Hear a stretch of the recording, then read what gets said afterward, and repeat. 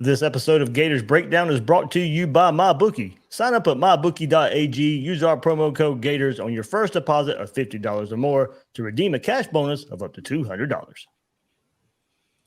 Want more Gators Breakdown? Join Gators Breakdown Plus. Starting at $3 a month. Get access to unique episodes, plus a blog, chat room, giveaways, shout-outs, and more. Gators Breakdown Plus is furthering the interaction with fans and listeners like you. Head to gatorsbreakdown.supportingcast.fm to join Gators Breakdown Plus today.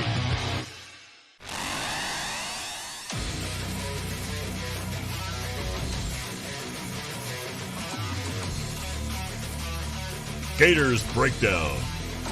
Because there's never a dull moment in Gator Nation.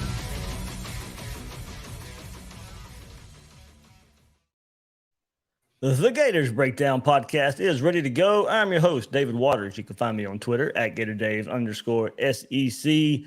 Coming at you with some Graham Mertz analysis right here on Gators Breakdown, joined by Will Miles and Seth Varnadore. Man, lots to get into here with Graham Mertz. Guys, if you haven't checked it out yet, I won't bury the lead here. We're bringing Seth on because last week he, on his YouTube channel, Varnadore Films, released a very in-depth look at quarterback Graham Mertz, the Wisconsin transfers. So after this episode of Gators Breakdown, make sure you go check out Varnadore Films.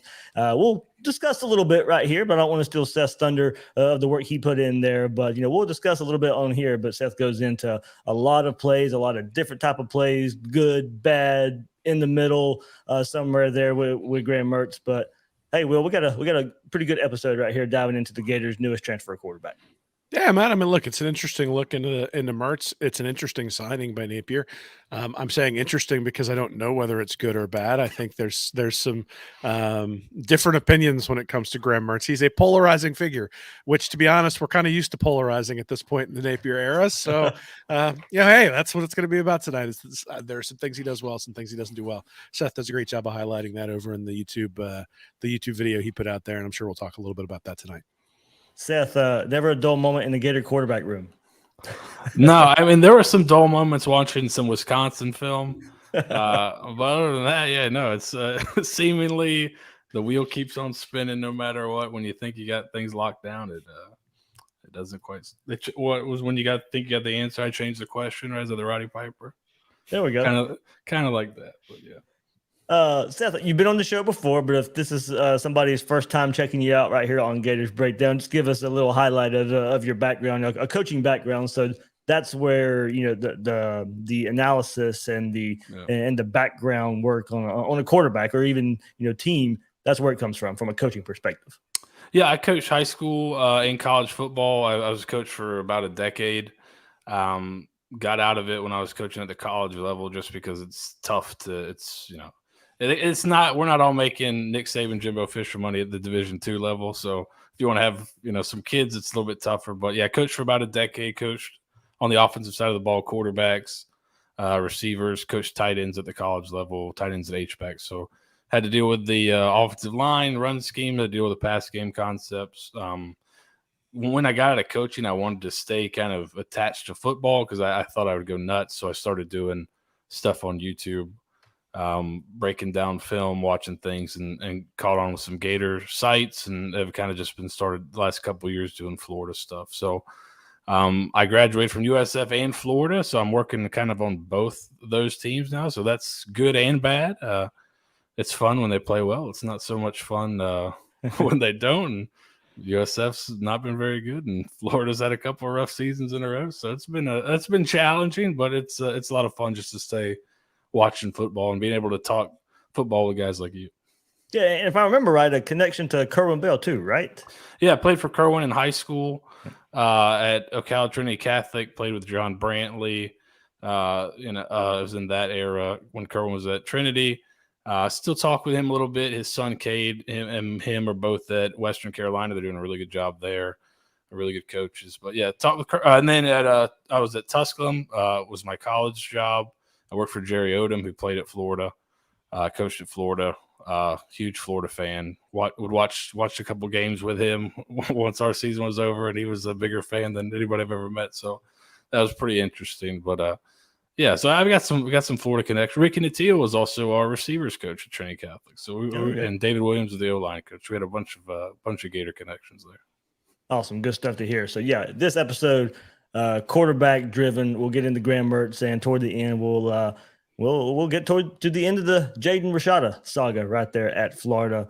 Of course, big episode this past weekend, kind of the explainer from my understanding of how it happened, and some thoughts to go along there. So most of that can be found in this episode, but we'll hit on that. But before we move forward, hit that like button, hit that subscribe button. You guys watching live on YouTube right now as we dive into Graham Mertz and Gators Breakdown Plus. I mean, Seth's on there. He talks to there is a if you don't want to deal with a lot of the frills of college football out there is a football no recruiting room, and it is nothing but pure football talk. So Seth's in there a good bit, especially back in the season where we've had the conversations about Graham Mertz as well recently. So a lot going on there in the Gators Breakdown Plus Discord. Link is in the description there. Seth pops in every now and then and talks, and that's where we'll go next. We'll talk some Graham Mertz right here, and kind of going back to Seth's video.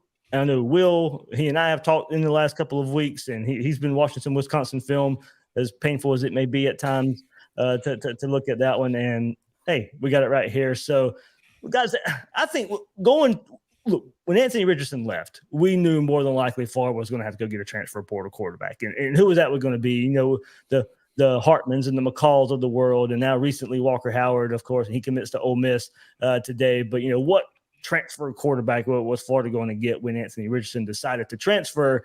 And my thing was not even looking at names, is what do I want in a quarterback through the transfer portal, or any quarterback actually. But, you know, the only way Florida was going to get what I was looking for in a quarterback was probably through the transfer portal. And that was, you know, how are they going to improve the team in 2023?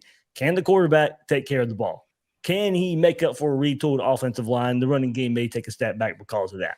And can he make up for a defense that still needs to prove a lot and take a huge leap, you know? And I think the initial question, those are the initial questions I had. And then, you know, Graham Mertz commits to Florida as a transfer portal quarterback. And I think, you know, taking those parameters into mind, that's where it kind of falls short for me. I don't know, and it's still a question, but, you know, can he make up for a retooled offensive line? And that defense, 3 years in a row now, and last year was the worst of that stretch in some ways. You know, is he the quarterback that can come in and make up for some of those team deficiencies? I think that's going to be the question, right? I mean, I think most of us, if you'd have asked us if Mertz was good enough from a transfer portal perspective, right as the season was ending, we all would have said no. Right. I mean, we would have said that's a guy that you're bringing in to essentially fill the Jack Miller role, where you've got somebody better like Anthony Richardson in front of him, or somebody who's at least got a better upside. I think that's the thing that maybe disturbs people about Mertz, is after 3 years in college, you pretty much know what he is. And the question then is, well, by surrounding him with better talent, better coaching, those sorts of things, can he take a step forward? But I don't think anybody expects him to take this monumental step forward. So what you're looking at right now with his statistical profile is a guy who basically has the exact same statistical profile as Anthony Richardson had in 2022, but he doesn't run the ball at all. And so, you know, that level of inconsistency, I think, is going to be something that people get frustrated with a guy like Mertz. Now, I mean, look, you look at the quarterback room right now, you got Jack Miller, you got Max Brown, you got Graham Mertz. So there's a possibility, and hopefully a distinct possibility, that, you know, there's going to be more competition in that room by the time fall camp comes around. But, you know, I look at the statistical profile and sort of go, he is what he is. And, you know, I think in some ways we know what we're getting, where it's, there is a floor. I don't know how high it is, but I suspect the ceiling is probably pretty limited. Seth, a 3-year starter here for Mertz, plenty of experience, 32 starts, 2,075 career snaps, finished this past season, the 2022 season, with a career high 2,136 passing yards, 57% completion percentage, 10 scores, 11 picks in 2021. Improved that touchdown to interception ratio this past year, 19 touchdowns, 10 interceptions, with, I believe you pointed it out, but should be pointed out again, on his third straight different offensive coordinator. Also a season where Paul Chryst was fired, And, you going through a tumultuous coaching change in this last season where he did improve a bit, those interceptions going down, 19 touchdowns, 10 interceptions. Had that Northwestern game, 299 yards in that game, 5 touchdowns, 20-29, 42-7 win that was the highlight. But finished the 2021 season 1,958 yards passing. Took over in 2020, the COVID season, of course. So you weigh that maybe just a bit different as well. Comes to Florida, 2 years of eligibility left. 38 touchdowns, 34 games for Graham Mertz. The statistical profile, as Will said, it doesn't, if you want to just look at stats, it doesn't scream, instant impact, going to make Florida an instant contender type of quarterback. No, what I thought was really interesting when looking into Mertz a little bit deeper was that he picked Wisconsin at all. It was kind of an odd choice when you go back and kind of see. So reading up on him, they said he was never under center in high school. And obviously he was a 4-star quarterback coming out of high school, lit up the All-American game. So he had a lot of buzz and he had a lot of big offers, but he'd never been under center in high school. It was purely shotgun. And they said he struggled with that at Wisconsin, but he wanted to go to Wisconsin to try to get himself, pro ready. But he may not have understood how quickly the pro game was going to change, and it's not looking like Wisconsin anymore. So it seemed like an odd match from the get-go. He started off really well. I think he completed like his first 22 passes as was the starter against Illinois in the COVID year. Had a great game. He has flashes of really good stuff, but he does not have that consistency. And some of it, you're hoping some of it is supporting cast, some of it is play calling issues. I really think they did a poor job playing to his strengths. They just kind of played how they played forever. And I think you've got some numbers to kind of back that up. They just said, this is how we play. We're going to play regardless of whether it's successful or not. But they didn't really help him a ton. But he also, I think he probably could have done some more to help them, but they really could have helped him out with a better supporting cast.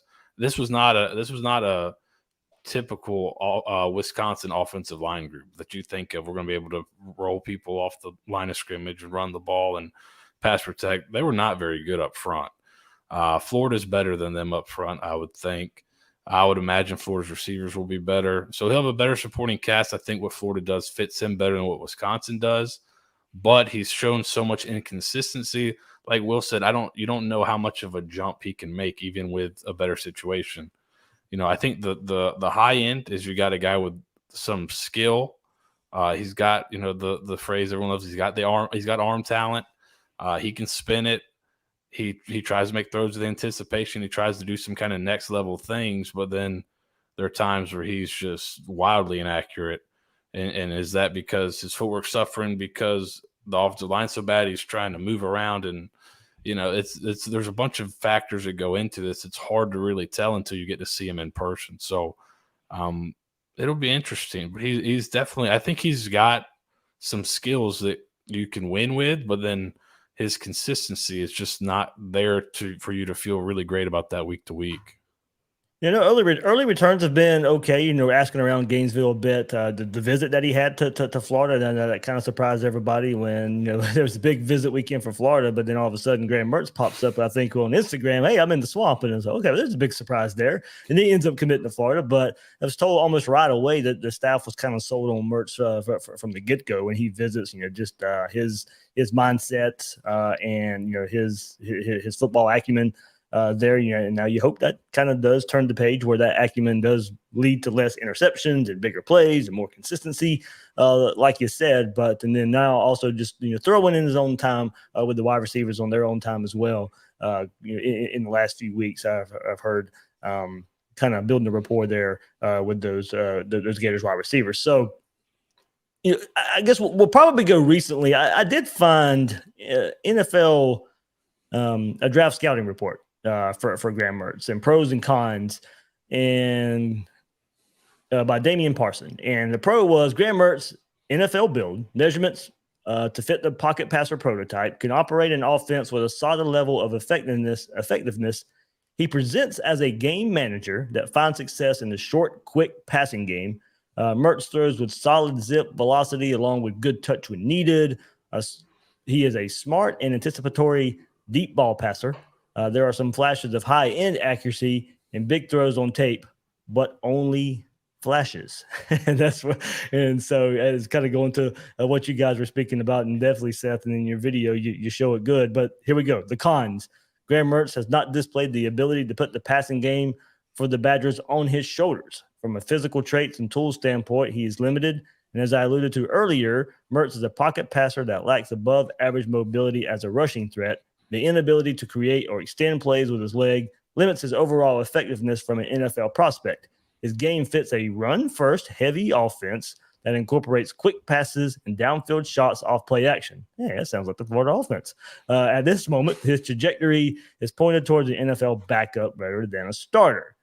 So I think that's where I want to go. Part of looking at Wisconsin, Graham Mertz has not displayed the ability to put the passing game for the Badgers on his shoulders. And you would think, going in what we think of a Wisconsin offense, it is run heavy. So shouldn't that open up the passing game a bit? Well, maybe not so, because I got to give him a shout out. JP Gator on the Gators Breakdown Plus Discord shares, and he went back and shared this stat, which was kind of interesting. And yeah, the run productivity of Wisconsin has certainly changed over the years.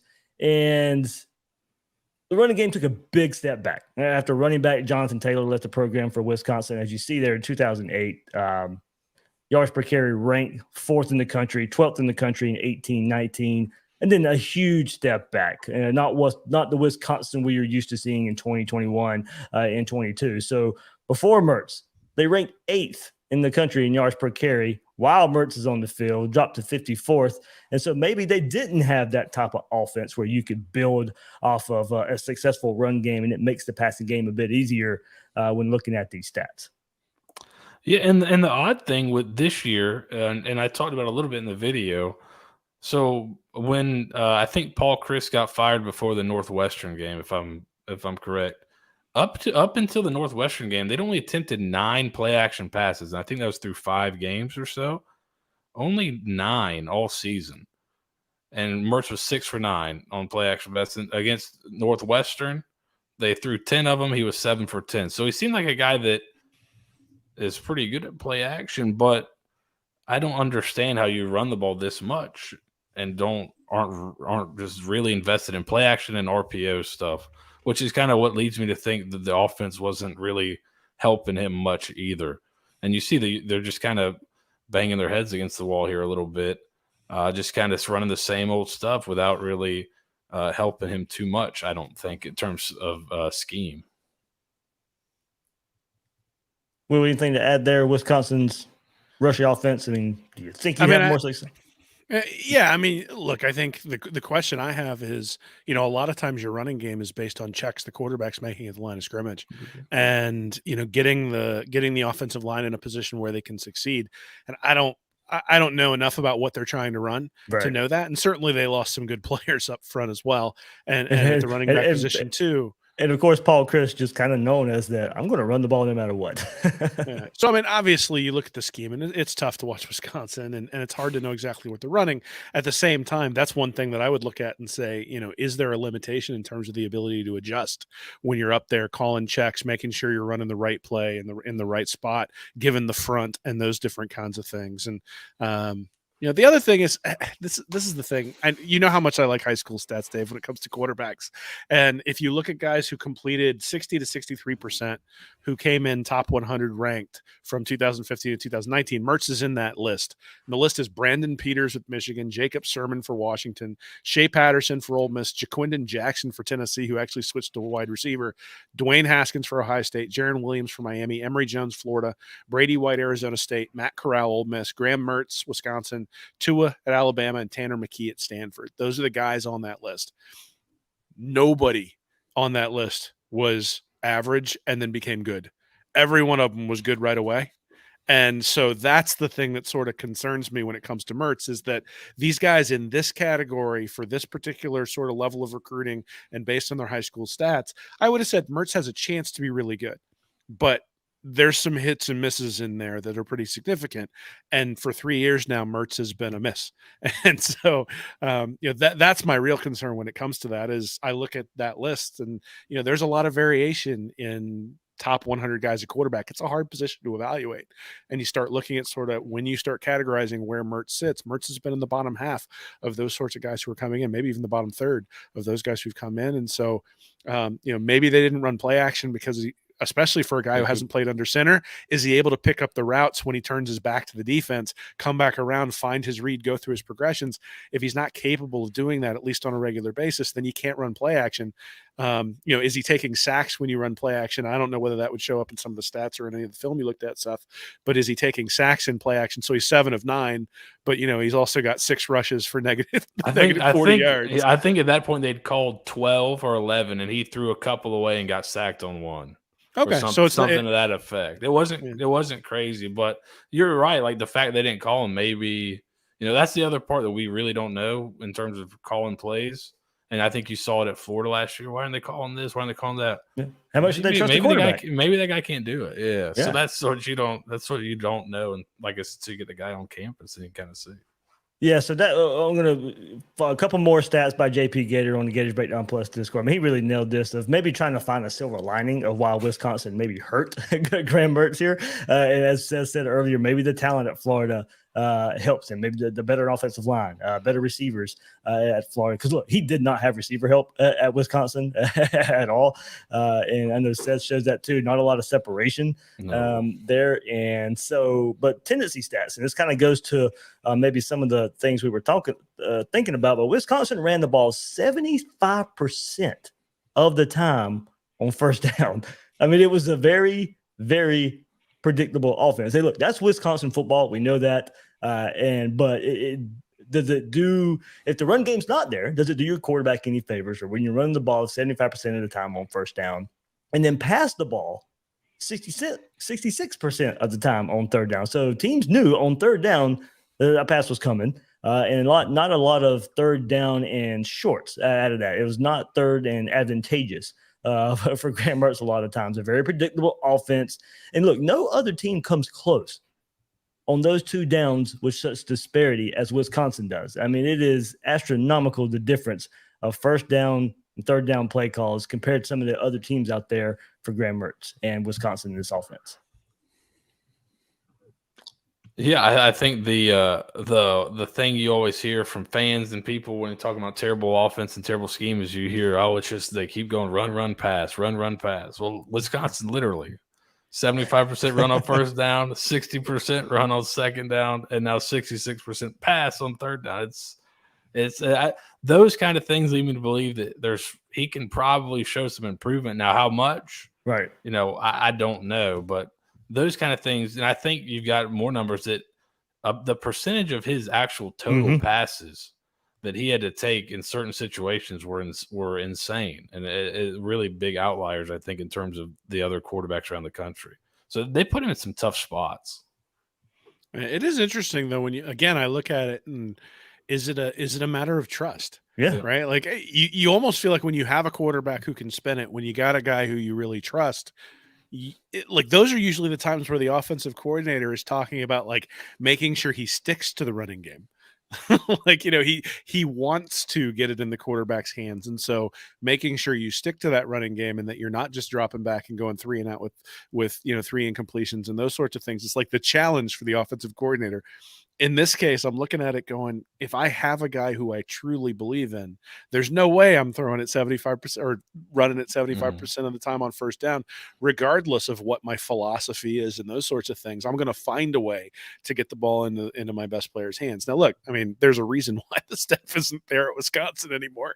And so potentially it's not Mertz's fault, but again, I look at it, and if you've got an elite quarterback, that guy usually finds a way to flash, and you're not gonna it's coaching malpractice to only let him throw 25% of the time on first down. Again, maybe that's why the staff's gone, but I still again, it's the same thing with play action, right? Like, how much of it, and this is one of the questions we're going to get answered if he ends up on the field of Florida, is how much of it was coaching malpractice and how much of it is Mertz and some of the limitations that he has. Yeah, throwing up this new chart right here. If you're watching on YouTube or if you're listening along here, only 29% of his attempts were on first down. So they just did not pass the ball with Graham Mertz on first down. And look, that was a 63% completion percentage of throwing the ball 29% of the time on first down, led to 63% completion percentage. And as you can see, no other quarterback on this list comes close to that. Not at all. Most of his throws were, very predictable on third down. 34% of his throws were on third down with only a 52% completion percentage. And I mean, look, you compare it to Anthony Richardson from Florida last year. I mean, Graham Mertz attempted 82 passes on first down. Anthony Richardson, 130. So Richardson, 40% of his passes were on first down, and compare that to Graham Mertz at 29%. So throwing early in down situations there for Florida and Anthony Richardson as a comparison. But kind of to put it all together, the average for non-Mertz attempts on first down, 42%. And he's sitting at 29% of throwing on first down. Other quarterbacks, 42%. I mean, this is not even comparison. You start comparing him to Hendon Hooker, Bryce Young, C.J. Stroud, Jordan Travis, Max Duggan, Anthony Richardson, Michael Pratt. I mean, it's way down. It's not even close to anybody else. Yeah, and the fact that it's 10% of his overall attempts are on third and 10 plus. It's like, good luck. Yeah. They know you want like the ultimate passing down. Hey, there's going to be 10% of your attempts. So yeah, it was but like Will said, maybe this is maybe he's got a part to play in this in terms of what he could do or what he could handle. But just comparing him to Richardson, it's not like Richardson lit up the world on first down. 53% completion percentage on first down. And I know his numbers, like in terms of EPA and things like that, by first down, he was pretty poor. But you have to have some semblance of balance to keep people guessing a little bit and give your guys a chance. So just that comparison, I think, shows that even if a guy's not performing great, you still probably got to do a little bit more than 25% passing on the first down.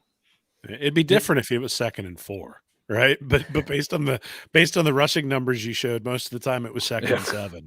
And I bet if you go back and look at, and this is the thing, is yards per carry is an interesting stat, and over the course of a year really does tend to even out. But one of the things I found last year when I was looking at different games that the Gators were playing is that there were teams that got beat a lot behind the line of scrimmage, and so wound up in 2nd and 12 an awful lot. And they may hit a few big plays in order, and then you go, oh, they're middle of the pack in terms of their ability to run the ball. But it was very much, it was very much feast or famine. Florida's entire offense was like that, but there were other teams, specifically, I think it was Texas A&M was the one that I really sort of targeted in on in terms of this. They had an unbelievable number of sacks and tackles for loss. And we saw that play out in the Florida game where Florida was able to put them, especially in the second half, in positions where they were having to throw against, in those 2nd and 12, 3rd and 12 type downs. And so, I think that's one of the things that maybe would be an interesting thing to go back and look at for Wisconsin, is understanding how often they were actually getting stopped behind the line of scrimmage and putting him in those rough situations. But it couldn't have been that much because the throwing percentage on second down wasn't that much higher there. It was basically they let him – go ahead. That's the some guys are just like, it's 2nd and long. I got to try to get something back, so we'll run again on 2nd and long. I think Napier fell in that trap a little bit last year at times. Just got to try to get back to manageable third down situations. But yeah, 75 to 60 is still that's a lot of rushing. Yeah, as we saw it back here, going back to, they were 45th in the country in yards per carry there. So not your typical Wisconsin offense. If you're going to build your offense on a run game, you hope you help your quarterback a bit more there. Put it this way, Dave. Before we came on, I was joking that JP Gator, if he actually charted all these things, probably needs an antidepressant now that he's watched that Wisconsin offense for that long. Yeah, we're going to get into it too. More of basically what Seth saw on film. I got some questions too. I think we can pose for Graham Mertz and maybe how he fits into this Gator offense. So I want to go back also on the other side of this in just a second. I'm going to go back to his high school profile as well, and we can kind of maybe compare to what we saw in the in Seth's film session that he put up last week on his channel, Varnadore Films, right, Seth? Yep, Varnadore Films. Yep. So all right, we'll get all of that, but first, hey, it is NFL playoff action time, and no other way to make it more fun than with MyBookie. Whether you bet to earn or make the games more exciting, MyBookie gives you the most for your money with a redesigned deposit bonus. Just use promo code Gators on the deposit of $50 or more to receive a cash bonus of up to $200 instantly to your MyBookie account. Using this bonus is simple. Bet your deposit amount just once, and you're ready to cash out. It's no strings attached with MyBookie. NFL playoff action for the next few weeks, all the UFC fights, or play for a share of big cash prizes in the weekly online blackjack tournaments. With so many brands and sports to choose from, you need a platform that makes it simple to bet and win like MyBookie. Bet anything, anytime, anywhere with MyBookie. All right, so I want to go back. So he was a four-star, Graham Mertz, four-star, 65th overall prospect in the class of 2019. His high school profile from 24/7 Sports, Charles Power, average to slightly above average height with room to fill out over 220. Once he gets in the college strength program, a decent athlete in terms of short area, reactive quickness, but isn't going to blow you away. Polished pocket passer who throws a pretty and catchable ball, clean throwing motion and mechanics, good arm strength, can change speed depending on the situation. Done a nice job limiting turnovers. Well, that didn't translate very well. Doesn't consistently dominate Kansas competition to the degree you'd like to see him from a top prospect, and can continue to improve accuracy on a play-to-play basis. There's something that they saw as a high school prospect that carried over into his college career. Is limited and unproductive as a runner and should post better rushing totals given the competition level. Projects as a multi-year Power 5 starter with the ability to win games when supplemented by a strong run game. Well, look at there. Projects selected in or near the 5th round in the NFL draft. So that was back in 2019. And Seth, I think going through what I've watched of him and going through your film review a bit, there were just some poor mechanics there. Held the ball too long, and just really often failed to make the right read consistently. And one thing that caught me and that worries me a bit is some of those interceptions came with a clean pocket. There was no pressure in his face. There were just bad decisions. Maybe like he just felt forced to make a play. That's kind of where I'm hoping, and he can maybe get over that in a change of offense, just force some throws. Got happy feet for no reason, choppy footwork, some off-balance throws, off-platform throws, and that really led to, if it didn't lead to interceptions, the ball would just sail on him a bit. Yeah, I think he kind of he started seeing ghosts a little bit during the year. It seemed like he got pressured a ton, and you'll see some throws on there where he'll sit in with guys around his feet and guys around his legs with pressure, and he'll make a great throw. And then you'll see times where there's not a ton of pressure. He can move, maybe if he just moved a little bit in the pocket, work the pocket a little bit, he could get a clean throw. He tries to work the pocket, and then he throws it before he gets his feet set again. So he's kind of forcing himself to throw off platform, which is not what you want to be doing. That's like the big new thing, guys that can throw off platform, but you only want to do that if you have to. You don't want to just be throwing off platform back there. Very few guys can make a living doing that. So, I thought he flashed some good stuff, but there were times where in the pocket, I think he started to see ghosts a little bit. There was a few times where he was late with the ball, and he got away with it one time, and then he tried to come back to it against Iowa, and they pick-sixed him. And then he comes back a couple drives later, is getting hit in the legs and hits a guy down the field for a touchdown. So, he's an interesting case study just because there's flashes of really good stuff. There's throws into tight windows against Ohio State that receivers drop. There's throws, where he anticipates the guy breaking, where the guy's going to be before he even comes out of his break, and he makes a throw because he's about to be hit and he completes it. There's a couple examples of that against Iowa. And there's also examples of where he looks like he has a clean pocket, the guy's coming open, and he just totally misses. So those are the things that kind of make you scratch your head. And then the turnovers and things like that, you can't have it. I know earlier in the year he was doing a really good job, and then towards the end of the year, it kind of fell off a little bit, and got to that double-digit interception number. But as a coach, you can see, and you'll see every coach thinks they can coach better than the last guy that had him. That's they may not say it, but everyone's like, I can fix him. So you can kind of see. Okay, I see what they're. I see the Dan Mullen, the Dan Mullen, Felipe Franks effect. Instead of going to Kyle Trask, I'm going to fix this guy. I can fix him. That guy just didn't know anything. Yeah. So I'm sure you watch him and you can see the good. There is good. It's not like I think he gets a bad rap and gets blamed for a lot of the issues at Wisconsin because he was so highly regarded coming in, had a ton of hype, and obviously didn't live up to it. So I think he got a lot of blame at Wisconsin that maybe wasn't all his. He does some good stuff. If you ask Wisconsin fans, like, oh, he's terrible. He's not terrible. He does some good things, but the bad can, with turning the ball over and things like that can really just, as we saw last year, if you turn the ball over, that can wipe out all the good you do really quickly. So that's the consistency with him is the biggest thing. And 3 years in, can you become consistent at quarterback? I don't know. That's the tough part. Yeah, I think it's interesting on a couple of levels based on sort of what you showed in the video and looking at his stats. One is Florida's remaking their offensive line, and so we don't necessarily know whether this offensive line. You look at Anthony Richardson this year, and he did, I think he bailed them out quite a bit. But that was an offensive line that had quite a bit of continuity. The whole left side, Garage, White, and Egwekin were all back. Right. And then you were replacing Stuart Reese and Gene DeLance on the right hand side, which are guys I think we kind of wanted to see replaced at that point. You replaced them with a first round draft pick in Osiris Torrance, and then Tarquin and Barber were pretty good over there. So now you got Barber, who was all SEC freshman. You got Egwekin and Mazuka now. Mazuka is going to start, but Mazuka needs to be good. George needs to be good. The transfer from Alabama. Cameron Waits is going to have to be good if they shift him out to tackle.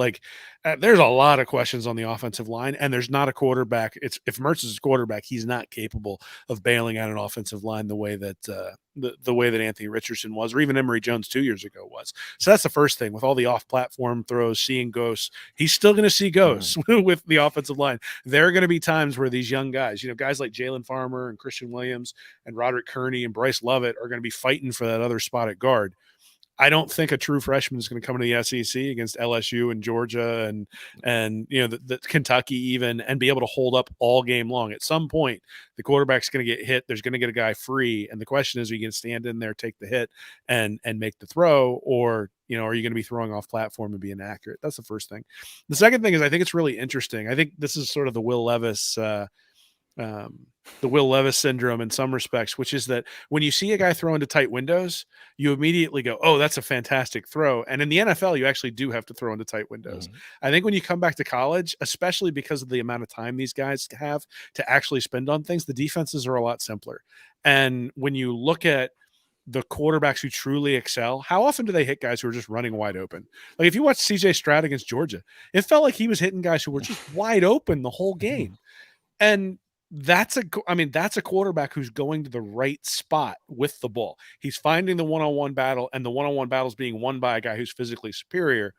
I think when I took a look at the Wisconsin tape, and I don't know what you think about this, Seth, but when I took a look at the Wisconsin tape, I didn't necessarily see the ball always going to the place where there was a one-on-one battle. Even if the Wisconsin receiver didn't win it, I didn't always see it going to that spot. And I think if you have a quarterback who's continuously fitting it into tight windows, that's usually a reflection of a guy who, one, is going to turn the ball over at inopportune times, but two, isn't necessarily getting all the way through his progressions to the right spot in order to make it the easy throw rather than having to fit it into a spot where you got to make a fantastic physical throw, but there's an easier throw out there on the field. Yeah, I said before you jump in, I think it could be said that I think he maybe relied on that first read too much and didn't want to come off of it.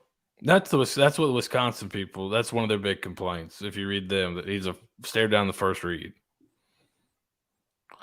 But there were times, and to Will's first point, somebody put out today, I don't remember exactly who it was, so I apologize, but average time to throw and average distance thrown, right? Richardson was one of the highest in terms of average time to throw. I think some of that was based on what they did with him. There are a lot of shots down the field, a lot of the intermediate. They didn't throw a lot of quick game with him, a lot of RPO, a lot of screen stuff. So that he did have to kind of avoid that rush a little bit sometimes and help out the offensive line, which he did a ton. And I think that was kind of an underrated aspect of his game, is how much he got out of sacks himself. But that's what I'll be interested to see. How does it change with Mertz? Do they do more quick game stuff, more screens, more RPO stuff that's a little quicker? But to your second point, does he see it fast enough? Does he process it quick enough? I don't know. There were times, I know, just thinking back, there's a throw against Iowa where he tries to throw the intermediate guy on a flood concept, and he's got a guy in the flat that's open, and he just he throws in the intermediate guy anyways, and there's 4 dudes there, it falls incomplete. But I think there was some of that definitely where he kind of locked on, but there was also a lot of if at a point in his favor, I thought, really not, but they were in so many 3rd and longs, and they'd be in 3rd and 7, 3rd and 6, and they'd be running 15-yard comebacks, and he'd have to wait for these things to come open. And that's all that they're called, both sides, 15-yard comebacks. It's like, it's 3rd and 6. You don't have anything else. There are so many times where needs to throw the ball, and no receiver has their back turned yet. And they weren't getting a ton of separation either. But there were times you could see him bypass open guys to try to make the big time throw. I think that's like kind of the Levis thing, right? Bypass an open guy to try to make the big, great throw instead of just hitting the dude in the flat, getting 5 or 6 and living to play another down. So I think there's some of that, but is some of that, if I'm being devil's advocate, is some of that because, I gotta feel like I gotta pick up the first down, or I gotta feel like I gotta make a play here instead of just making the smart play. I don't know, but there were times I felt like they hung him out to dry a little bit, especially on 3rd down when it's literally 3rd and 7, and the guy's running a 20 back to 15 comeback on the outside, and he's just waiting for him to get there for about 3 seconds, and he's getting smoked. So yeah, there's some. It's going to be interesting to see how to separate last year's scheme from just the coaches got fired, they didn't do a good job, versus this is all he could handle. And I don't know which it is. There were definitely times like you said, Will, that he would bypass guys. So is he just not, is he trying to make the most of the opportunity he has? Is he has limited opportunities, or is he just not seeing it that well? Yeah, Seth, you did a good job too of pointing out some positive there of how he would throw guys before they would turn. When he did have time and the route called for it, and he did have time to hit that 12, 15, 20-yard route of, hey, look, the guy hasn't even turned his back yet, and as soon as whips his head around, the ball's right on him, and it's a good throw, it's a good catch, and big 20, 25-yard gain there for Wisconsin. And you pointed that out a good bit there in that review. I thought he tried to do that quite a bit going through games. Even when he'd miss, there were times where he'd miss where he was trying to anticipate it. He wasn't trying to wait till the guy came open. He kind of knew where he was going to be. He knew that he should be the open guy. Against Iowa, he had a couple really nice ones. You can see it if you go back and watch it. The guy has not turned at all. He's still in his break, and the ball's already thrown. He comes out of his break, and the ball's there. A couple of times with a guy draped all over him, the ball's still in a pretty good spot. But there's also a time against Northwestern where he tries to anticipate what's probably a post route, and instead of throwing to the middle of the field, he throws it really vertical, and he misses what should be a touchdown. So I think he was trying to do the next level things, like anticipate, get the ball out, get your last step, get the ball out. You work with good timing. But his accuracy let him down sometimes on those. And that's where you're kind of like, okay, that's good, but that's not a great throw here. So it's kind of the good and the bad. It's kind of really kind of him and summed up in one play is some good stuff and then some bad. Yeah, and went back and looked too. Go ahead, Will. Well, I was just going to say, it's funny because the first thing I thought when they brought in Mertz was, before I'd really even looked at his profile, was we just secured a floor and we're going to get a lot more consistency, but there isn't going to be a whole lot of upside. And what I think we've seen, through Seth's video and also through the statistical profile and that sort of stuff is there actually is probably some upside from an explosion standpoint, but that the inconsistency that we saw last year with Anthony Richardson is still going to be there with Graham Mertz. I just sort of assumed that when you went with a low ceiling guy, you were going to try to get rid, like the whole reason for going for a guy who's lower risk is because he's lower risk, that he's going to raise that floor to a point where you get consistency, where the quick game becomes something that you can run, where the intermediate routes are going to be hit when they're open, that, you're going to make the right read and check the ball down when you need to check the ball down. I mean, out of all the things that I thought Anthony Richardson really struggled with last year, it was when there was a back sitting there who was open for a check down, who'd run for 12 to 15 yards to just get you first down. He'd uncork one that 10 yards over Ricky Pearsall's head when he'd sit there with three guys around him in a zone. I'm not seeing anything that suggests that's going to necessarily change. I think some of the inconsistency is still going to be there with Graham Mertz. And it's just interesting to me that my perception of him was, okay, they're bringing in someone who's going to be consistent, but not have this upside. But I think with the, I sort of said it at the beginning, you brought in Anthony Richardson without the ability to run. And that's an interesting choice. So I did go back, and I wanted to get a feel for what Wisconsin media and fans were asking themselves if Mertz could take the next step from 21 to 22. Because look, it was an ultimatum year for Mertz in Wisconsin. Like he didn't really end up passing and transfers to Florida. And it was worth noting, I did find out there he was without his top three pass catchers from a season ago: Jake Ferguson, Danny Davis, Kendrick Pryor, combined for 110 catches of 169 completions in 2021. They were all gone for this past year at Wisconsin. So did find that a bit. And then, hey, let's rewind a bit. Everybody knows how much I like those anonymous coaches from the preseason magazines and what they think of the Wisconsin offense heading into this past season. So it's interesting because it's polarizing. It is different here. So it says new OC Bobby Ingram needs to work on quarterback consistency and find some targets. Unless they hit on some transfers, I really don't know if they have a go-to option at receiver or tight end. So it's Wisconsin. You're running the ball, but they struggle when that's all you can do, and teams can't cheat you.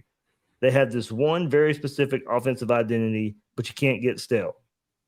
So there you go. That was some anonymous coaches' thoughts of Wisconsin's new offense and Graham Mertz. That was from Athlon. And Lindy's, it's a little different. It says the addition of offensive coordinator Bobby Ingram will be interesting. He's going to want to open things up on offense with a new spread attack, a far cry from their traditional power scheme.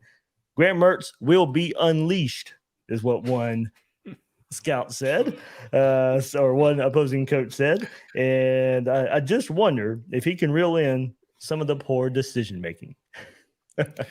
As someone who put out a preseason magazine and really don't want people coming and throwing that back into my face, I sympathize with all these people who in 2023 have to relive their Graham Mertz predictions. But yeah, I mean, I think that's kind of what we're saying, is that he's a polarizing prospect, because you see really good things and you see things that you're like, that's something that you should have figured out your freshman year. And, the combination of those two things means that there's a possibility of a breakthrough. But the question is, how likely is that?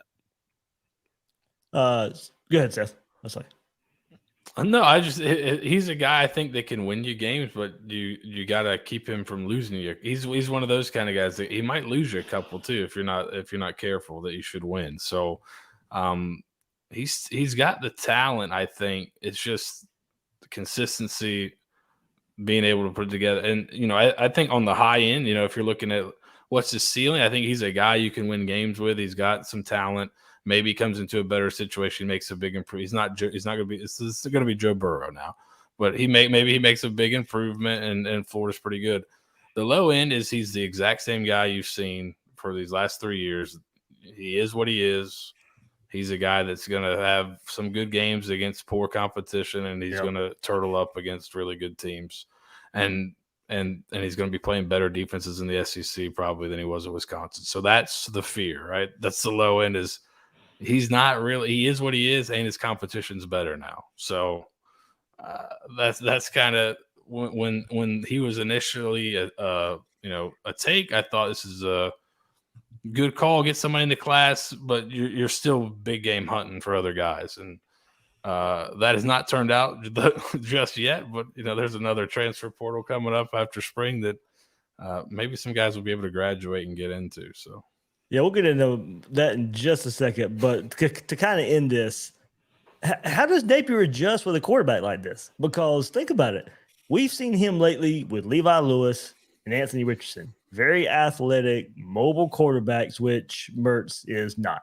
So how does the offense change? From what we've seen, Billy Napier, his last few years at Louisiana, first year at Florida, certainly less design quarterback runs. That's the first thing you're going to start checking off the box here. And now look, Mertz isn't a statue, and there'll be some design runs for him. And keep a defense honest, go get 4 or 5 yards, but forget about that 60-yard run that just comes out of nowhere. That won't be part of this offense.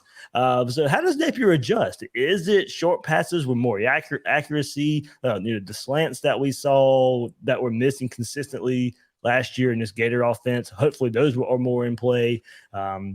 Did see him complete a good bit of those at Wisconsin, just that short, quick slant in one-on-one coverage, maybe more accurate screen passes as well. I mean, I know that kind of sounds simple and easy on the surface, but if you don't want a guy on a screen pass to jump up and have to slow down on the screen to go before he gets started, and so he can make a move before he gets caught. Shotgun under center. Seth spoke to that earlier. That's probably going to be a change, being a shotgun a bit more at Florida. A lack of play action at Wisconsin. I think you'll see more play action here at Florida. And then the importance of Ricky Pearsall returning as well for this wide receiver group. I'm not sure he's had a receiver like Ricky Pearsall in his time at Wisconsin. So I just think, given recent Billy Napier quarterbacks, how much does a quarterback like Graham Mertz change the offense? Well, I thought, one thing he did well was he did throw on the run pretty well. He moved when he had to throw outside the pocket. They would roll him, design rollout. So I think he'll be pretty good in that aspect of it, of the boots and all those kinds of things, which are a big part of the offense.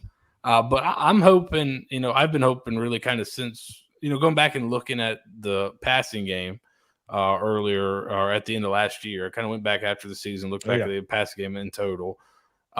The quick game stuff really got phased out after early in the season. You kind of saw some of it more of it early, and you didn't see a ton of it as the season went on. So maybe they just felt they weren't great at that, so they phased it out. I would love to see more quick game and more screen game. I think when your run game is this good, you've got to have screens built off of it, screens built off the backside of these zone runs where they can just turn and flip it out there and take advantage of people trying to fly over the top of outside zone and things like that. So that's where I'd like to see them go. I think Mertz maybe is a guy that can do that. But that's where I was hoping they would kind of build in year two is let's get really good at screens, because I think those can be a big weapon with how you run the ball.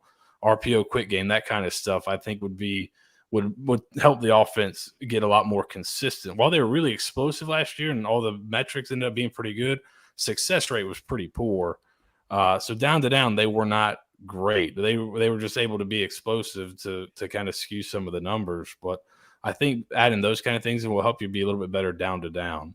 And hopefully Mertz is a guy that can, execute that kind of stuff if he is the starting quarterback. No, I mean, I think that sort of goes towards, what they didn't have with Jack Miller in that bowl game is he didn't have the ability to drive it downfield the same way Richardson did. And when the running game got stuffed, they didn't have anything else to go to. So I think that sort of goes to what you're talking about, Seth, in terms of being able to spread the field with the quick game, being able to say, look, ETN's a threat, but he's not the only threat. We're going to pull it. We're going to throw that RPO behind the linebacker and make sure that, that guy has to be honest and can't come up and creep and help with the running game. The reality is, if you're going to drive the ball downfield, that linebacker isn't going to get downfield anyway. And so if you're the opposing defense, if they're not going to run that RPO behind you on a consistent basis, then you're just going to come up and run support the entire time. And it's going to be very difficult for the offensive line to have a numbers advantage on a consistent basis. I think what I'd like to see is some more back shoulder throws. I think one of the things that, I think Shorter against Tennessee on a fourth down caught one where they just sort of threw it up and he went over the defender and he caught it. That's the only one I can really remember all year long where they just chucked it up and let the wide receiver get it. And how many times do we sit there where Florida's 3rd and 14 on defense and then they get a pass interference going down the sideline because the quarterback just throws it 3 yards short and the cornerback runs right into the wide receiver and there's a flag? That's an effective play in football. And especially because it opens up other things, right? For if the cornerback knows that that they're willing to throw that back shoulder throw, that they're willing to get that pass interference, well, it opens up other things in terms of your ability to be able to beat that corner out there wide. And I suspect that opposing defenses are going to challenge Graham Mertz, a lot of single high safety with some man-to-man on the outside, and say, Jaquavian Frazier's go win, or Ricky Pearsall go win, and he's going to have to throw to the outside. So they didn't do that very much last year. They missed a lot of those deep throws down the sideline long. They hit a bunch of them too, but that sort of goes to your point about success rate. If you're going to take those shots, I'd like to see them sort of take advantage of the fact that you're going to get a lot of man-to-man on the outside and start putting it there a yard behind the corner and let your wide receiver come back for it. Good stuff, guys. That was, that's the part I'm eager to see the most is, hey, this is a different type of quarterback than we've seen Billy Napier with and have success with. So that's why another reason why it's so polarizing to me of a different style of quarterback than we've seen Billy Napier have on the field. So, hey, Seth, if you got to go, I understand. I know we stay a little bit long. We'll hit this Jaden Rashada topic right quick, and if you had anything you wanted to add about I've got nothing. I'm going to stay away from that situation. I've got nothing to say on that. I appreciate you having me on. Will, nice getting to meet you and talk with you for a little bit. I've watched you guys together quite a few times, so thanks for letting me jump in with you. All right. Thanks, Seth. All right. See you guys. All right, well, yeah, there we go. Won't bear the next one. Of course, it's in the title of the episode as well. But I hope you guys enjoyed Seth right here. As I said, Varnadore Films. Go into if you want to see even more in-depth look at Graham Mertz, the quarterback from last season, and Seth's got you covered. Yeah, his stuff's cool, man. I learn something every time I go watch his stuff. So if you're interested in X's and O's, that's a good place to go. Absolutely. So, and yeah, well, as he teased it too, I think one of his previous videos before that, where he dove into the Florida passing game at the end of the year as kind of a year in review of what he'd like to see coming up for the Florida passing game. So, yeah, good stuff there by Seth. I enjoy having him on Gators Breakdown when we get it, and he's on Gators Breakdown Plus talking pure football in one of the rooms there. So, all right, Will, yeah, looks like we can put a bow on this Jaden Rashada situation, saga, whatever you want to call it. It has been absolutely a roller coaster of a recruitment. Definitely the most polarizing recruitment I have ever followed. And look, it's Florida's in the spotlight on all the media. I mean, it's been talked about on ESPN all day and everything that's been kind of going on. And look, this is what we knew would come out of it. If you go back and listen to the Jaden Rashada episode I put out over the weekend, kind of catching everybody up to date on what the latest was at that time, and not really much changed until on Tuesday evening. It was reported from 24/7 Sports that he was going to be asking for release of his letter of intent for Florida. And look, we figured that was coming. We figured this wasn't going to get worked out. And now, Florida, two classes in for Billy Napier's recruiting classes, now won't have a top flight quarterback. And look, right now, if you take everything in totality, I'm not sure the headache is worth it. It will when it's all said and done. I'm not sure how the locker room probably felt about this. I think it was going to be a cloud over Florida. I mean, it's a cloud right now over Florida. And if Jaden Rashada was on campus in the locker room, it's going to be a cloud that at least stayed around for a little while until he got on the field and maybe proved himself to be a good quarterback. If he turned out to be part of this team and it didn't work out, that would the storyline would have continued about the NIL and the $13 million, and you really paid that much money for this kind of guy. And look, at least the initial where we're at right now, and the initial hit of this, it's probably not going to be a pretty look for Florida, but at least there is some resolution, and hopefully it doesn't go any further than this. I don't know about I know the lawsuits and all that kind of stuff is being brought up, and if that could be a part of this as well. Hopefully, right now, him getting release of his letter of intent and him going to another school, hopefully, this is the end of it. Well, I mean, Florida hasn't made a decision to release him yet, as far as I know. Well, that's a good point. Either party, we haven't heard from either party officially. By the way, that is still the report. Yeah, so the report is he's requested his release. Florida now has an option to deny that. If they deny that, then Rashada can appeal to the NCAA and it goes before some sort of panel or something like that. I don't even know what the details of that are. Quite honestly, I don't care. But Yeah. and I suspect that from the standpoint of a PR perspective, they're going to have to release him from his That's how next I see letter it of too. intent. But you've got some leverage. And so when it comes to, I would assume there's probably some negotiations in terms of lawsuits that are associated with that too, if there's being litigation threatened and those sorts of things as well. Again, I don't feel comfortable speaking about the specifics of what was going on because I don't necessarily have all the information. What I can say is that it's pretty clear that this is a colossal screw up by just about everybody involved, that the communication between all the different channels that have to get everything organized and that have managed to do it at every other Power 5 school in the country weren't able to do it in this case at Florida. And whatever the mechanism is to do that, that needs to be fixed. And I'm sure that there are conversations going on about fixing that, but that's the reality. But the side part of this is, and this is the thing, is that, beyond the $13 million, beyond, the whatever ends up coming out about the overall story and all that sort of stuff, is the fact that Florida just lost its best recruit in Billy Napier's bump class. And now this class looks like a Dan Mullen recruiting class. And Billy Napier was hired to fix that problem. And 2 years in, that problem hasn't been fixed. And, if you asked me today, is Billy Napier a better X's and O's coach than Dan Mullen? No, not with what he's shown on the field. So we haven't improved. And that's a problem. And, people can talk about average player ranking and all that sort of stuff. But look, the total player ranking of the teams that you have to play, you're just as far away from Alabama and Georgia and LSU and even A&M at this point, and maybe Miami, than you were when Dan Mullen was here. And that was the thing that Billy Napier was brought in to fix. And irrespective of, I've heard a lot of, well, it's not Napier's fault. It's his program. It's his job to bring in top level recruiting classes. And, you've been warning me this whole time that it wasn't going to be a top 3 class. And I'm sitting there going, the state of Florida's loaded. This bump class needs to be a top 3 class. And you're like, I don't know, man. I don't think it's going to get there. And I mean, I don't even think this class measures up to what your anticipation was. Yeah, I even went to say what going to be top 5. I never saw it, but top 10. No, I did expect the top 10. Yeah. So look, I mean, part of this is, and I released an article today over at Read and Reaction that talked about this, is when Billy Napier came out and said, I'm not going to bid for players, we're not going to get in bidding wars. He essentially told everybody who might give to a collective, don't bother, we don't need your money.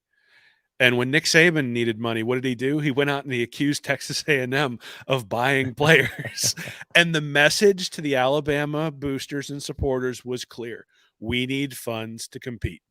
And if you're going to, from a strategic vision perspective, if you're going to say, we're not going to get into bidding wars, then there's 2 things. 1, you've just kneecapped your fundraisers. And 2, you better not get into bidding wars and lose on the back end. And, the way this class has materialized on the end, you look at Cormani McClain, you look at Okunlola, you look at Rashada now, all these different things. There just has not been the ability to execute and close in a way that indicates that everything is moving in lockstep and that there's clear communication between all channels. And look, I get it that from a legal perspective, you can't necessarily say, I want Jaden Rashada, give him X. But what you can do is communicate to the third-party entities that are going to execute these sorts of things how you value players, not specific players, but how you value players, how you want to build your roster, and what that roster construction is going to look like, along with assuming which players you're going to build relationships with. And, again, I think the Rashada part of it, it's sort of like when you see something, it's a symptom, right? And the question is the Rashada thing an isolated incident, or is it a symptom of a broader disease that needs more specific attention than just, hey, this one had this specific screw up, and so this is how the thing turned out? It's, is it possible that this sort of thing happens again, or has the root cause been identified, and will it be taken care of and not happen again, and will things improve? We'll see. Right. I mean, we'll see. Obviously, the 2024 class is off to a much better start than the 2023 class got off to. And I think there's an opportunity to supplement that class with elite talent. And next year, we're talking about an elite level recruiting class, and all those questions that we're asking about Billy Napier, about Scott Strickland, about the program in general go away. But I remember after his transition class where he had the opportunity to close on guys like Harold Perkins and Jacoby Matthews, who wound up going to LSU and Texas A&M, that what I wrote was, it's not that Napier can't recruit, it's that there's still questions about whether he's going to be able to fix the problem that Dan Mullen left behind. And I think we're in the same spot right now, where it's not a question of can he do it, it's just there are still questions about whether he can do it. And considering that the thing that you need to do to compete in this conference, and it's incredibly clear, is recruit at an elite level, there are questions about whether that can be done. And I don't blame fans for looking at it and saying, you came in saying this is a talent acquisition business. That's the expectations, that you deliver on that. And as of right now, the Rashada aspect, like I said, I think is more a symptom of the overall discontent with what we're seeing. I mean, we just watched Georgia win 2 straight national titles, and it's tied into the behemoth that Kirby's built there from a recruiting perspective. And Florida knows, or the Florida fans know, that that's what they're going to have to do to compete. Yep, said it last week on that Rashada episode. Everybody's got to be marching in the same direction. I mean, there can't be, no matter what the situation is anymore and whose fault it is, everybody needs to be moving in the same direction moving forward. That's the only way you're going to fix this. It's the only way you're going to get the talent, everybody on the same page to go get the talent. We know what college football recruiting is now. Whether you got to just people got to decide how they want Florida to attack this moving forward. I think there's some things going on behind the scenes, get some people on the same page and moving this thing forward. But that's all talk till we see some action. And look, as we said, there is a clear path in this conference to winning games, to winning championships, and it is recruiting and the recruiting trail. And the other way is quarterback. And Billy Napier hasn't brought one in yet. Now, I'm still excited for DJ Lagway. That is on the horizon. But look, that's still another year or so away, possibly. And then are you playing him as a true freshman? How impactful is that? So we still could be a few years away before we even see the impact of one DJ Lagway and him turning this into a program and a team that can go win ball games week in and week out. So the question, as Will said, is still going to remain with the way the recruiting has been so far and the way specifically quarterback recruiting has gone so far. I mean, look, the most important position on the field right now has Jack Miller, Max Brown, and Graham Mertz in the room. I think you look at where the quarterback room was last year and you look at where the quarterback room is right now, and you say, I'm concerned. And you look at the overall talent. You mentioned it earlier in the episode while Seth was still on about Florida's defense. There are massive questions there about what Florida's defense can do, considering that, we thought that the upgrade from Todd Grantham to Patrick Toney was going to be worth a significant improvement. And with many, many of the same players, it took a major step back. And, so again, I think Billy Napier is going to win a bunch of games at Florida. I think, you look at like teams like Auburn, teams like Michigan, even in some respects, recruit at this general same type of level. But Michigan had some really down years when they couldn't find a quarterback. They brought in Shea Patterson as a transfer. I think I even mentioned him earlier as somebody who kind of profiles the same way as Mertz. And, the Harbaugh barely held on. Right. He wound up having to take a pay cut after 2020 and then comes back. And all of a sudden, Michigan was able to take a major step forward and beat Ohio State and get that Ohio State monkey off their back. But then getting to the playoff, unsuccessful in the semifinal game the last couple of years when they've had to play teams that are fully put together. So, look, with things expanding to 12 teams, there's going to be more shots in the SEC. There's going to be an opportunity to get into those spaces. I think that'll probably bring a little bit of relief when it comes to the pressure that's associated with recruiting. But yeah, I mean, you mentioned it I don't buy the Clemson build from the standpoint of finding those elite quarterbacks and sort of, I think there's more to it than that. I think it's conference dependent in many ways, where Florida State was the only team that was recruiting above them in the ACC, which meant when Florida State fell apart, when the whole Jimbo thing fell apart, that left an opening for Clemson to jump up, even though they maybe didn't have the same level of talent. But I also think it helped to have Taj Boyd and Deshaun Watson and Trevor Lawrence in there as well. And, when you get an opportunity, you better have that level of elite quarterback in there. So not only are we looking at the rankings going, the rankings aren't great last year and this year in terms of where Florida is. but you're also looking at it and saying there's no heir apparent. And so Graham Mertz, I think from a pickup perspective, if Rashada is in the fold, is actually a perfectly fine pickup from the standpoint of the logic is, hey, maybe he starts the year against Utah and you slowly phase Rashada in. And if Rashada shows that he's ready to go, similarly to like Trevor Lawrence in the year that he replaced Kelly Bryant, well, hey, that's the way it goes. And all of a sudden now you've got an exciting true freshman out there getting real game reps in the SEC that freshman year. Unless that's Max Brown, you can't do that, right? Now you're going with the guys you've got in there. Or if you're bringing in somebody else in the portal, but again, that's a Band-Aid, right? Like the portal quarterback is a Band-Aid. And in many ways, bringing in a quarterback in the portal, you need to have the support around him if you're going to make a run. Like Russell Wilson going to Wisconsin from NC State made a lot of sense because Wisconsin was set to make a run and needed a quarterback at that position. You see the same thing with Joe Burrow going to LSU. LSU had a lot of talent around him, and we saw it right after that 2019 year where Burrow was really, really good, and they win the national championship. Like half that team got drafted in the NFL. Half this team right now, you can't project getting drafted in the NFL. And so a transfer quarterback, I think, is going to struggle in many respects. This is a build. And the question is, how do you build? And having that quarterback there, I think, gave some confidence that we were going to be able to build that way. Now that he's not in the fold, well, like you said, wait until 2024 for DJ Lagway and just sort of trying to paper over the holes until then. And that's not necessarily it's not an incredibly comfortable place to be, is maybe the best way to say it. Well, what it is it's patience. That's what we're going to have to express that. I'm still a believer in Billy Napier. I like Billy Napier as Gators head coach, but at the same time, there's got to be some patience involved before, I think we can ultimately say, how this is going to turn out. Not off to a good start.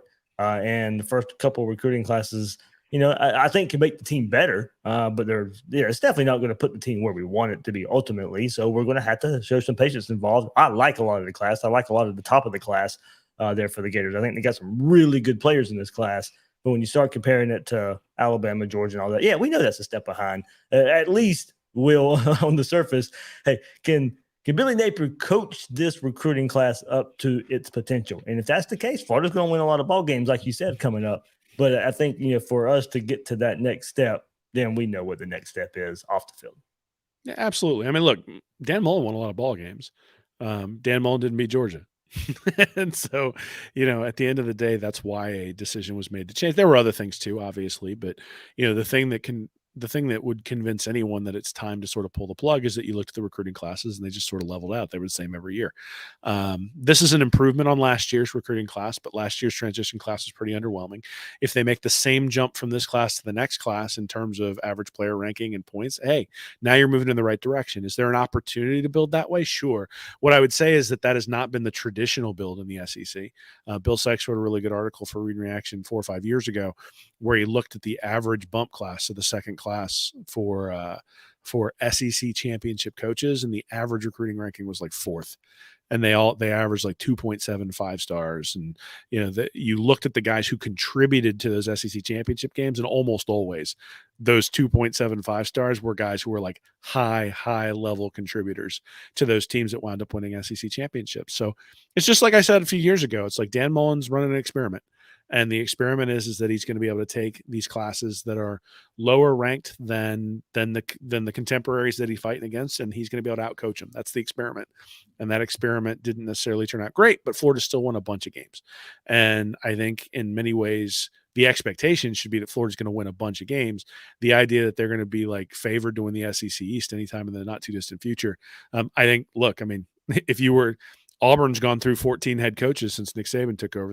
I'm exaggerating. I don't know what the real number is, but Auburn's gone through a ton of coaches since then. Every time they bring in a new guy, they're like, this is the guy who's going to finally take down Saban. Every year you go to SEC Media Days and everybody picks Alabama to win the West, right? So, and Alabama has not won the West every year, right? So there's absolutely a possibility for these programs to position themselves to be able to be the team that jumps up there when Alabama has a down year.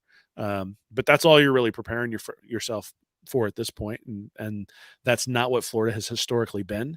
And so I can understand why fans' expectations are you're not doing what you need to do. At the same time, if we set expectations appropriately, given the recruiting classes that are in there and given sort of some of the limitations at some of the positions, then I think that helps give Napier the patience that he needs to potentially build this thing into more than what we maybe think it can be. Yeah, and as you said, and this is a topic for another day, I do wonder how the 12-team playoff it changes things down the road. That's a topic for another day, but they're very interesting with the changes coming in college football. Heck, in the SEC as well, Texas and Oklahoma on the horizon to make this just a bit harder. But as we said, 12 teams in the playoff. Well, we'll see. We'll see what it plays out. With that many teams and that many blue bloods in the SEC, the 12-team playoffs is a good thing for the schools. So, well, I look forward to when 4 teams make the playoff, 4 SEC teams make the playoff, and we give them each Final Four banners. You know it's going to happen. I think it was Clay Travis said there's going to be 4 SEC teams in the Final Four before, in the next 5 years or something, I think is what he said. I thought that was funny, and then I thought about it. I was like, well, if you took Alabama and Georgia and Tennessee and who would the 4th one have been this year? I don't even know who the 4th one. LSU. If you took those 4 teams and put them in a playoff against the next 8 guys in the rankings, I think Ohio State would have knocked out some of those SEC teams. Yeah. Clemson wouldn't have. No. TCU wouldn't have, clearly. No. Michigan would not have. Michigan wouldn't have. I mean, I'm just looking at it going, it would have been 3 SEC teams in Ohio State. Ohio State's basically an SEC team. They steal all the players from Florida. There you go. I mean, it is interesting. It is interesting. I'm against the 12-team playoff, but yeah, we'll see. I'm against 4-team playoff, fans. I'm definitely an old fogey when it comes to that sort of stuff. But yeah, look, we're heading very quickly towards 2 20-team conferences, and they're going to split off from the universities, and they're going to end up having to share their revenue from the TV streams with the players. It's basically going to be a miniature NFL, and I think that's where we're headed eventually. Now the NCAA is going to delay it as long as they can, and it's going to take a really long time to get there. And maybe that expands beyond 20 or 40 teams just because of the way the playoff sets up. But this is all moving towards a minor league, minor league for college. And whether I like it or not, I think that's where we go. Now the good news is Florida is a program that has to be included in that. And so you're not going to get left out. If I was like a Wisconsin of the world, or especially in like the ACC, if I was like a Virginia Tech or a Syracuse or a Georgia Tech or something like that, I'd be really worried I was going to get left out of something like that. And, so Florida's not in that state. Florida's going to be included in whatever the reorganization eventually ends up being. But, the one thing we haven't talked about, at least in terms of recruiting and what it means to be in the conference, is you've also got Oklahoma and Texas coming in the next couple of years as well. And so, yes, there are going to be more spots to make the playoff, but there's also going to be more SEC teams that have to play during the regular season. And you're going to get a year where you play Oklahoma, Texas, Auburn, Alabama, Georgia, and you get that, and LSU you get that line of teams. Good luck going 9-3. Like, it's going to be a tough one. I mean, it'll be awesome for people who have season tickets, but I'm not sure I want to run that gauntlet right now. Yeah. The conversation a year from now, that's what it's going to be. We're talking 12-team playoff and Texas and Oklahoma joining the SEC. So. All right, that'll do it for this episode of Gators Breakdown. Will, one more time, what did you throw up at reading reaction, recruiting, Rashada, all that good stuff? A little bit. So it's actually called Catching Georgia. Yep. And the idea of the article is to say, what would I do from a strategic perspective? Because that's always the thing that gets thrown back at me is like, well, how would you do things differently? So this is what I would do in terms of doing things differently. And it's sort of framed within the things that are going on with Jaden Rashada and what I think that sort of indicates in terms of some of the things that are going on. But it really talks about casting a strategic vision and making sure that your fans and your collectives and your fundraisers and your staff and even the players who are coming into your program understand the vision that it can be clearly communicated and that they're all bought in and rowing in the same direction. And I think if there's one thing that this has sort of shown is that not necessarily everybody in that chain is rowing in the same direction right now. And I think one of the ways that you fix some of the things that we've seen is just making sure that that strategic vision is cast. And so I sort of put what I would cast as my strategic vision. And certainly I think people might agree with it or disagree with it, but I thought it was sort of an interesting exercise to say, all right, let's not just say it's somebody's fault that this happened. It's okay, this happened. Would I have handled it the same way? Or is there thinking that sort of, has led us to this place that maybe is flawed? And should we examine that and see whether we make a change in direction? All right, Will Miles. You can find him, readandreaction.com, on YouTube, Read and Reaction. There, good coming up there. Man, stand up and holler. It's Nick's been on vacation, right? No, we did it last night, so that should post today, Okay. actually. And, Okay. And it was all Rashada all the time. That's all There it we go. was talking about that. So, we've sort of danced around it a little bit, but he and I actually went through on that one and read some of the reports and then said, if this is true, what does this mean? Okay. Right. So just because we all have those conversations, let's have those conversations and say, look, I don't know what's going on, but if this is true, what does it mean? And so we sort of went through that. I thought it was kind of an interesting exercise. There you go. On Read and Reaction YouTube, Nick and Will on Stand Up and Holler. I'm the host of Gators Breakdown, David Waters. You can find me on Twitter at GatorDave_SEC. Guys and girls out there, thank you for joining us right here on Gators Breakdown.